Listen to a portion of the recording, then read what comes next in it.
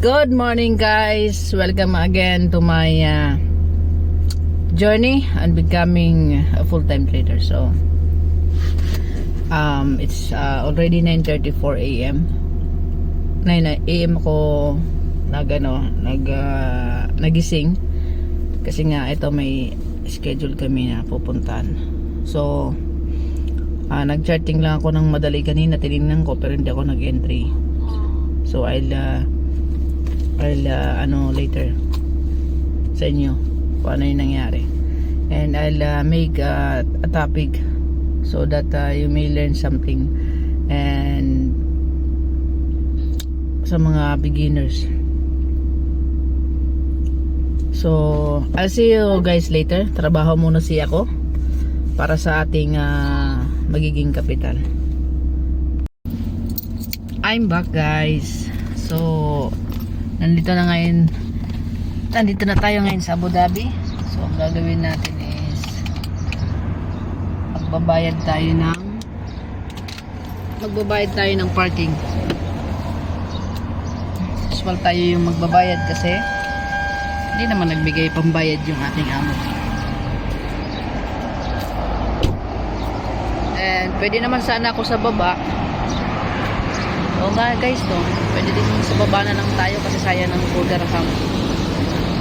So magsi-CR din ako. So doon tayo sa baba. Doon tayo sa baba guys. Mag-park. Wait lang guys. Magmaneho lang sa.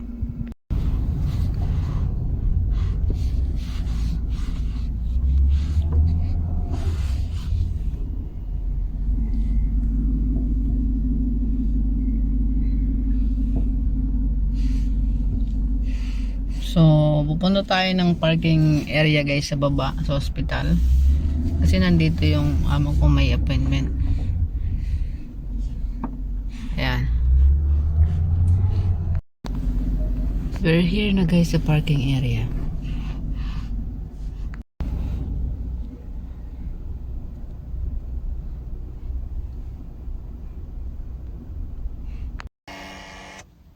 So ayan guys, nakakuha na rin tayo ng parking. Naka 20 minutes siguro kung ikot para maghanap ng parking dito sa baba tsaka dito sa labas. So nakakita na tayo. So ngayon maghihintay tayo ng I don't know kung ilang minuto pa, pero naka CR na ako. Okay, nakabawas na tayo ng kasamaan ng loob. So let's talk about our topic today guys. Hello guys, I'm back. I'm home. So mag-continue tayo sa ating entry sa trade kasi 11:50 AM pa lang. So mayroon tayong time para tingnan kung ano yung status ng market. Open lang natin yung ating hotspot. So kanina habang nagpa-plot ako, nag-analyze ng chart, tinawag na kasi ako. So pumunta kami ng hospital. May appointment. Tapos hinatid ko na ng Musafa. So let's jump in sa ating chart. So ayun guys, 11:51 AM. Let's open our trading view. And akong asawa na lang dito. Okay. So eto na. Kanina guys, tawag dito. Mabot na siya sa BTC to. Ayo. Na-trigger na yung ating sell limit. Okay, we will check. Ayan. But actually kanina ito almost TP na to kanina dito sa baba. But yun nga resulta hindi ko natapos to kanina na nagpa-plot. So ito yung ating kinalabasan. Okay? Ayan, kung makikita nyo. Ayan yung aking mga plot. So, we will, ito, nakita nyo guys, andito yung support. Support na siya, sa baba na siya. Tapos ito yung resistance. So, pagka once na ito, I think kasi na-break na yung structure dito. So, ang mangyayari, we expect na ma-SL talaga siya. So, ang gagawin natin, maghahanap tayo ng buy limit. Kinuha niya na yung fair value gap dito guys. So, mayroon tayong equal high. Ayan. And, yung equal high kasi there's a probability na pwede siyang mag-reverse. Okay? Same dito. Nagkaroon siya ng equal high. Kung makikita mo yun sa 4 hours. Ayan, bumaba na. Now, dito, we will just wait if SL siya. Okay? Or the market will go down. Kasi nga, there's a equal high dito sa part na to. Okay? So, since dahil nasa na tayo, bullish trend sa daily, ayan, kasi going up na yung ating ayan, kung makikita nyo, ito yung pinakang resistance sa daily. So, we are expecting na sa buy. Okay? Na-break niya kasi yung structure dito guys. Ayan, dito sa support na to. Ay, sa resistance pala. Ngayon ay support na. So, we will anticipate a buy. Okay. Kita nyo naman. Punta tayo sa 4 hours. Ay, sa 1 hour na pumunta. Okay. So, ayan kung nakikita nyo. Natanggal ko pala yung Fibonacci, no? So, 1 hour kung makikita nyo guys, ito yung value area natin sa daily. So, kinuha nyo yung 80%. Okay. London session kahapon. Ito yung ngayon. Ngayon naman, we can see na nasa opening, ano siya, taas na siya. Ito yung opening price. Bumaba lang ng konti, oy. Ayan. Tapos, umakyat na. So, ngayon, ang gagawin natin, we will wait for this one na ma-trigger ba ma-SL. Ayan, mayroon tayong SL 3K. And we will see if the market will go up kasi ito guys, ayan, na-break na rin to. Tapos, nag-trace lang siya, sumakyat ulit. So, now, we will find entry sa retracement dito sa opening price kasi binabalikan nila yan eh. So, punta tayo ng 15 minutes. Ayan. Makikita mo from here, na-trigger dito hanggang dito makyat. Ando na siya. Malapit na guys, oh. Konti na lang. Malapit na siyang ma-SL. Now, we will entry for a buy limit, okay, in this area. We will try to put a buy limit on the above, okay, on this area.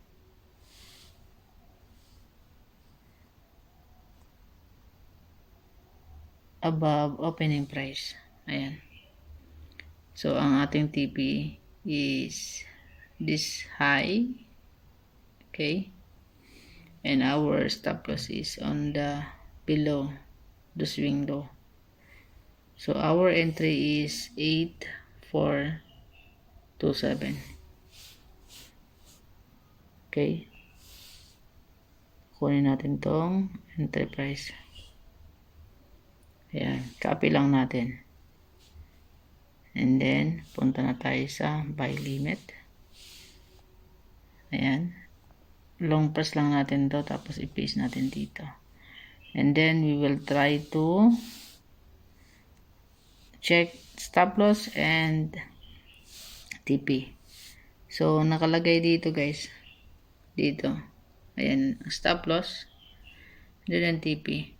Okay, hindi talaga yung sumasakto guys dito sa ano, kasi yan yung talagang nakalagay. So i-buy limit lang natin. Okay, so ngayon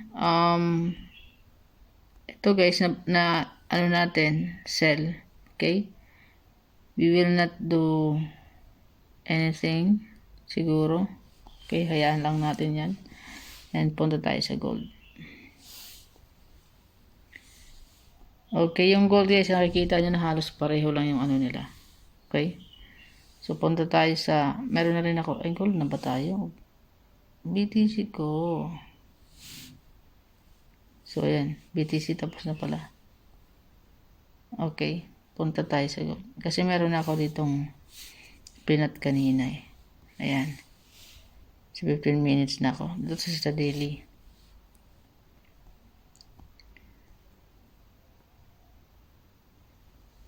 Okay, so as you can see, meron akong entry dito. Meron akong entry itong running profit eh. I don't know what, kasi kanina nagmamadali ako, di ko natuloy naman to eh.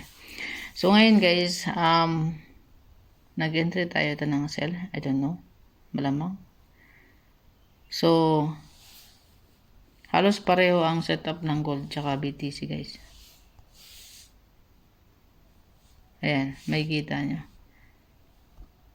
Okay, ito yung pinakang higher low niya.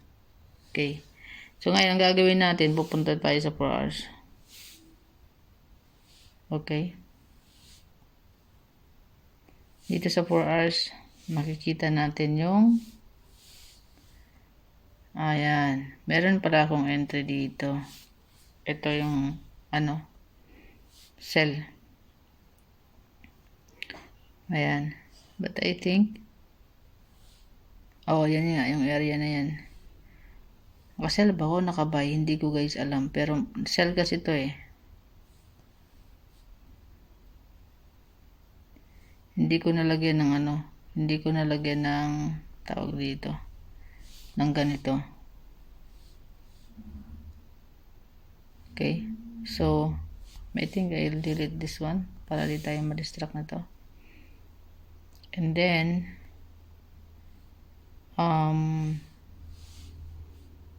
check na natin yung ating value area.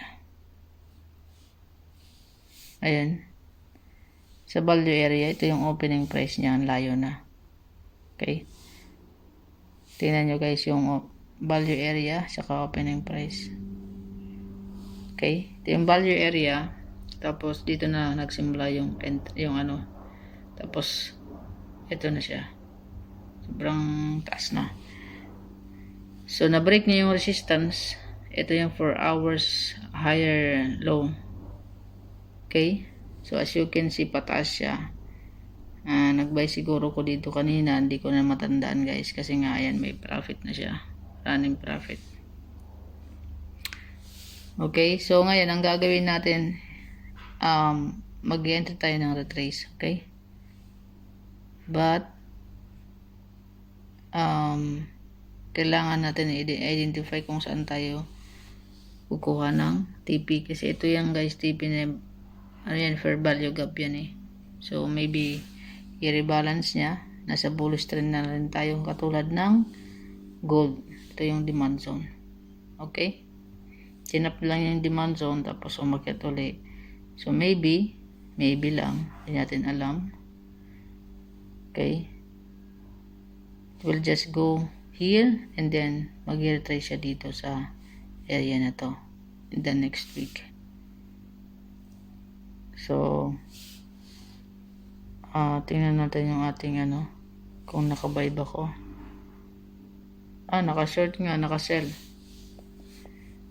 tayo guys. So ang gagawin ko dito, kasi naka-sell siya, we will close this kasi ito pa tayong kahapon.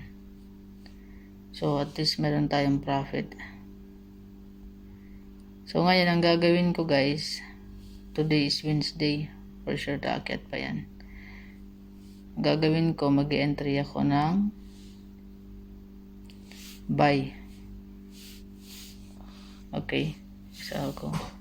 Ganda. Okay, mag-entry ako ng buy on this area. Dito sa opening.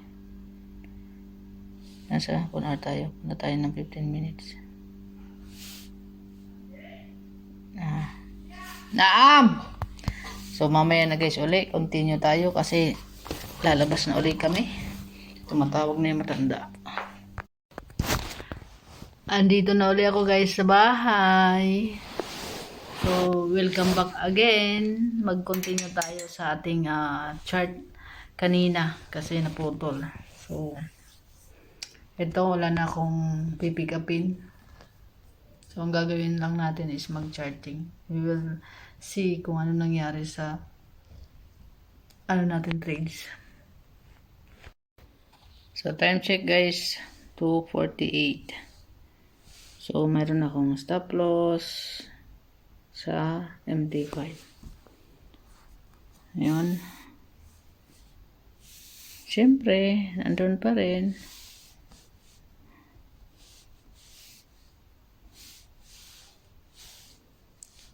So, ang gagawin natin, i-refresh lang natin yung ating chart. Seryoso kayo. So, punta tayo sa gold. Ayan. Nag-pump na yung gold, guys. So, let's see kung negative. Okay, negative. Pero naka-profit tayo, I think, sa gold. Yes, naka-profit tayo ng 123.50 sa gold. Ayan yan, 26. Kahapon, 25, naka-profit tayo ng 1,000. So, dito guys, lahat red, 4 days straight, I mean, ayan. So, meron tayong sa BTC until now, running pa rin siya. Ito yung gold natin. So, we will anticipate is-sell maybe. Pero meron tayong buy limit dito. Kasi sa 4 hour guys, ang tinitingnan ko, tingnan nyo to Itong candle na to. Ayan, supposedly, bullish siya dapat, di ba? Pero, nag-resist siya dito sa area na to and then pull back. Okay? Now, today is Wednesday. Double tap na to para sa akin. Yan, double tap. Nakita nyo double tap? Double tap and I think head and shoulders. Okay? And then dito, kung makikita nyo, nag-double tap para mag-create na siyang head and shoulders. Okay? Ito. So, pwede siyang bumaba dito guys. We will see. Tingnan natin kung ano yung nangyayari sa 1 hour. So, ayan. Makikita nyo. Meron tayong buy limit dito na nilagay. Ayan. Pero hindi naman siya na-trigger o kasi nga, ang nangyayari, tinawag tayo kanina. So, for this, 3, 1, 2, 3. So, ang gagawin natin guys, pull back, 1, 2, 3. Hindi pa rin siya umakyat. Kita nyo? Tatlong beses na siya na-reject. Tatlong beses na siya na-reject. 1, 2, 3. So, we will entry sa 15 minutes. Try natin sa 15 minutes. 30 minutes. Kita nyo? 1, 2, 3. Yung pinaka-high is high. 1, 2, 3. Hindi pa rin. So, we will sell on this area. Okay? Ito yung resistance level niya. Nakikita nyo? Ayan. And kung nakita nyo sa 4 hours guys, andito lang siya. Oh. Diba? So, kukunin lang siguro nyo to, high. And then, go down. It will go down. We don't know, okay?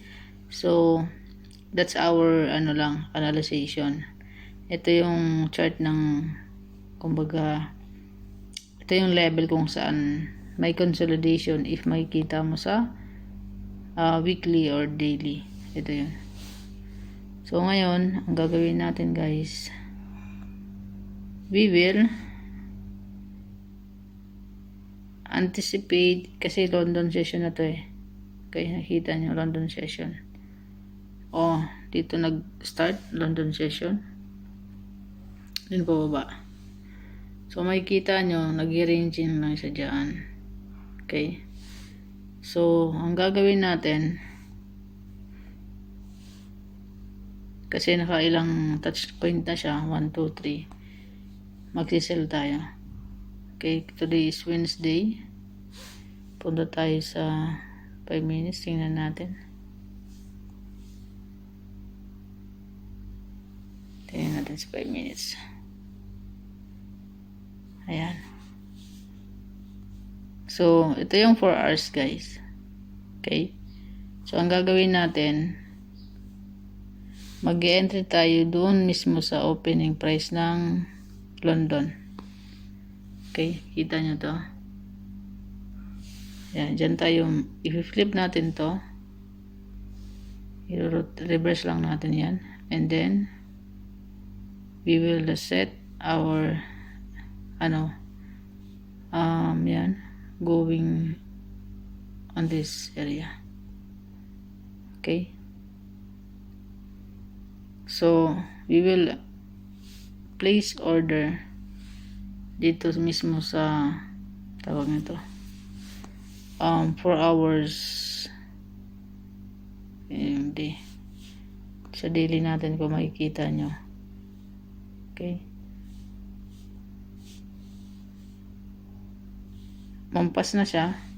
Okay, so it could be, okay, nag-resist na siya dito sa area na to eh. Could be pag hindi yan umakit guys, it will go here. Nasa daily tayo. Ito yung 4 hours nya.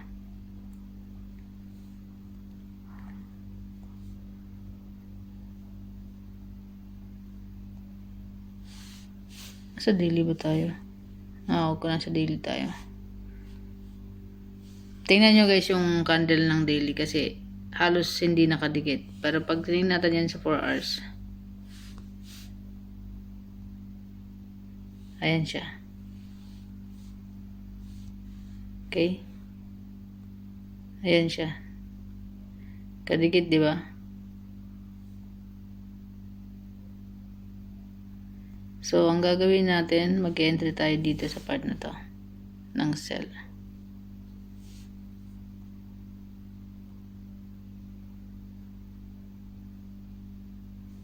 So, 15 minutes.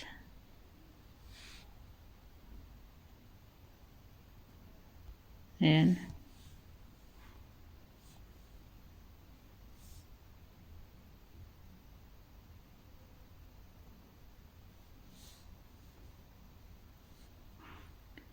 So, ito yung entry natin. 3027.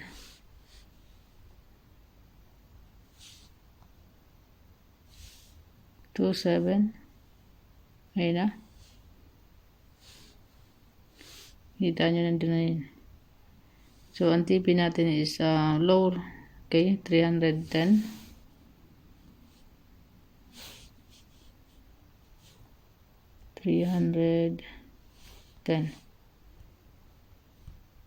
Okay. Wala. So, dito naman sa SL natin, nakalagay dito 333. And then sell. So, yun yun guys, gold. Okay. So, Andito yung 4 hours natin, nakikita nyo. So, paakyat siya. But, on this area naman, nag-resist siya dito sa part na to. Nakailang resist na siya. Okay, 1, 2, 3. So, there is a probability na kunin niya lahat ng ito nandito. Okay. So, yun lang guys. Ang BTC natin almost hit na. Yan. Almost, tawag dito. Ayan. Almost SL na. Okay. Hindi na trigger yung ating buy limit. So, ngayon guys, ang gagawin natin, we will look sa daily natin again. Okay. Check natin yung kanyang kasi halos pareho sila ng tawag dito ng gold. So, dito sa part na to, parang medyo critical yung aking dito. Okay.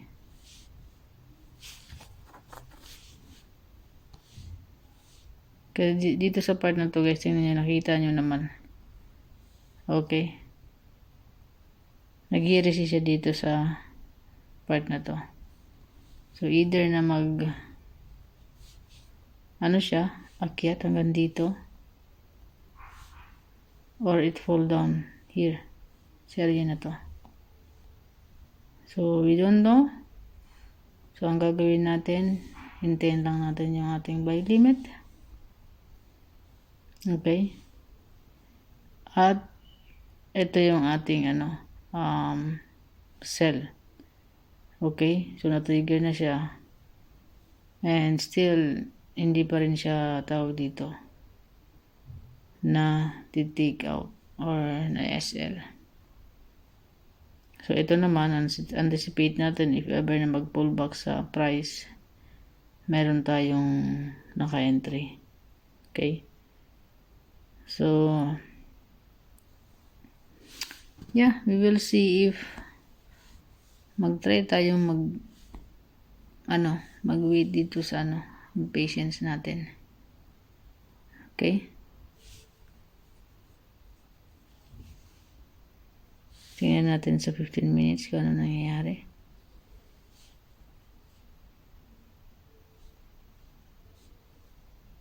So, ayan, kung makikita nyo, nakailang resist na sa taas. So, pangatlo na rin to. Halos pareha sila ng gold. Okay? Ayan. London session na yan. And it's already 3 PM. Pero wala pa rin nangyayari. Okay?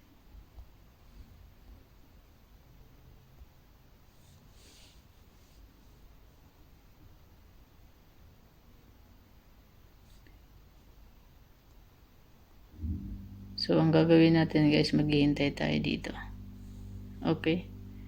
Maghihintay tayo dito ng breakout. Okay, so magta-try tayo mag-buy stop dito. Okay, buy stop.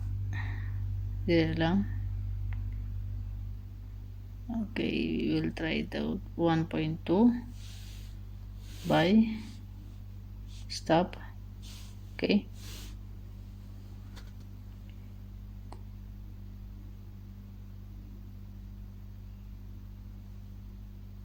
Buy stop at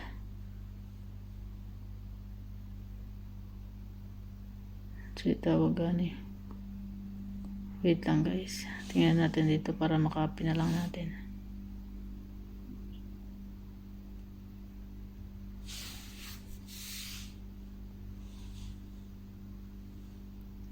Bakit ganun?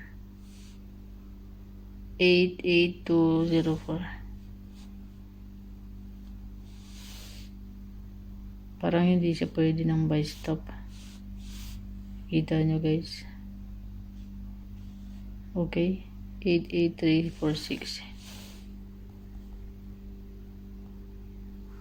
346. Ayun, pumalaw na siya. Buy stop limit, ang SL natin nandyan na, kita nyo, nandito na, and then yung ating TP nandito na. So yun yung ating ano guys, entry. Trinay ko lang tong buy stop na to kasi hindi ka pa yun na-try. So ayun guys, we have 3 and 3. Okay, ito running, as you can see, running siya, nakasell. And then ito yung flat na if ever bumaba and then umakyat yung ating price. And then ito naman, if ever na mabreak niya to, automatic matitrigger niya to if mag-buy siya pataas. So that's all guys. Our balance is 45,918. And now we will check sa BTC natin dito sa aking phone.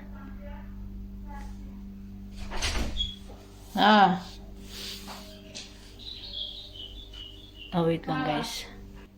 So ayan guys, yung ating trade sa ating papakita ko sa inyo. Balance, bumaba tayo ng 129. Ito yung ating history, negative 19. Nakita na naman. Ayan. So, hindi ko na ginalaw guys, yung running profit na yan. Running trade. Okay. So, hindi siya gumagalaw. Kasi mayroon akong VPN nakalagay. So, close ko muna yung VPN ko. Para ano natin. Kasi pagka naka-VPN ako, na ano siya, na stop.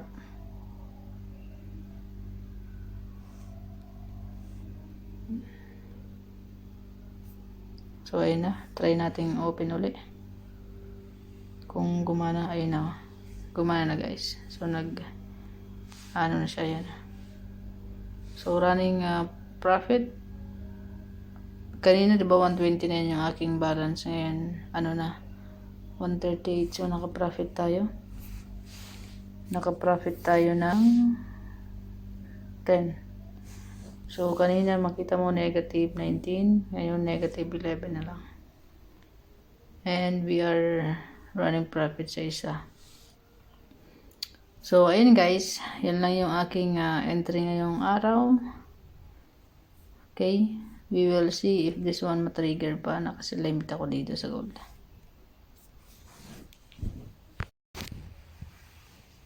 So ayun guys, parang mas